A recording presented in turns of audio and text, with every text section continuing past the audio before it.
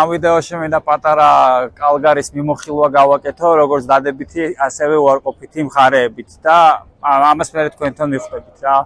მოკლედ პირველი რასაც გამოყოფდი, ქალაქი იზრდება, 1,700,000 მეტი ვართ უკვე ქალაქში, სამუშაოები არის, ქალაქი საკმაოდ სუფთა, უსაფრთხო არის.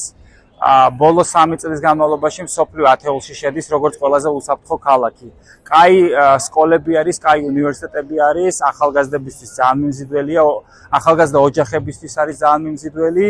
კალგარის მთავრობა ცდილობს, რომ ნავთობზე თავიდან ბოლომდე უარი თქოს და გაზზე და გადავიდეს ისეთ სფეროებზე, როგორიც არის, დაუშვათ, ჩვენ გვაქვს ბევრი Amazon-ის ჰაბი, ანუ warehouse-ი, კიდევ ისი ჰაბი გვაქვს Amazon-ის და Walmart-ის, მაგრამ ნავთობს მაინც ვერ გაექცევიან, ნავთობის და გაზის ხარჯი ჯერჯერობით მაინც ყველაზე მდიდარი არის.